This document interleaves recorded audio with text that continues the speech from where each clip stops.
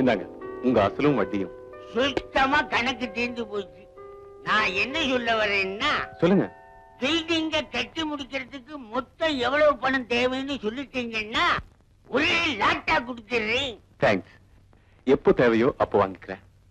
அவசியம் ஏற்பட்டா தான் கடன் வாங்கணும். அதான் என் பிரின்சிபல். அப்போ நான் வரேன். கொஞ்சம் இறங்கி தம்பி, ஒரு ரகசிய பிசினஸ். என் வீட்டுல வெள்ளி பாத்திரம் அது இதுன்னு டன்னு கணக்குல தேரும். வெளிநாட்டுல வெள்ளிக்கு ஏகப்பட்ட கிராஞ்சாம்ல சொன்னாங்க. தன்னை நம்பி ஒப்படைச்சிட்டான். 50 லட்சம் 60 லட்சம் சம்பாதிக்கலாம்னு ஒரு நல்ல சிநேகிதக்கார தம்பி சொல்லிச்சு. ஒரு கமிஷன் தனக்கு தந்தா போதுமா? கருப்பு கண்ணாடி உயரமான ஆளு சந்திரகாந்த் சொன்னானா? என்ன விவரம் தம்பி?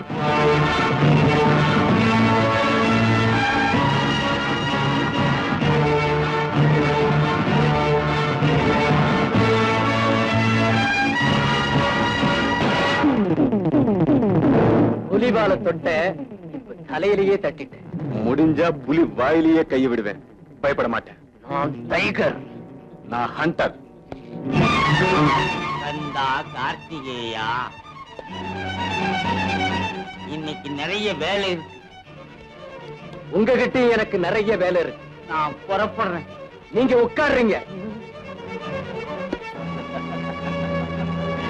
உங்க பிசினஸ் வேண்டான்னு நான் முடிவு பண்ணிட்டேன். பிசினஸ் முடியும்னு நான் முடிவு பண்ணிட்டேன். மிரட்டுறீங்களா? நான் போலீஸ கூப்பிடுவேன். கூப்பிடுங்க. அதுக்கு முன்னால உங்க திருவிளையாடல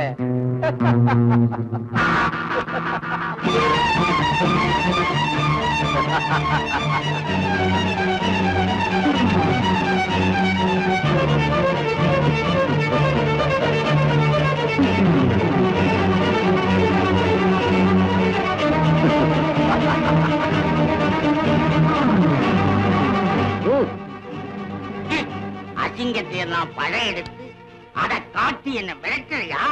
நீ எல்லாம் நல்லா இருப்பேன். ரொம்ப பேரு பெரிய மனுஷனா வெளியில நடந்துகிட்டு சின்ன மனுஷனா உள்ள நடக்கிறான்.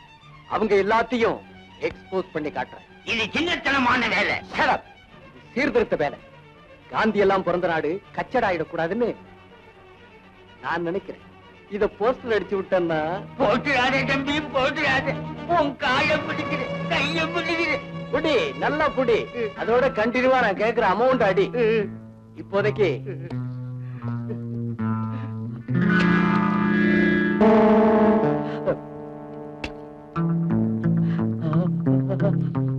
இது அட்வான்ஸ்.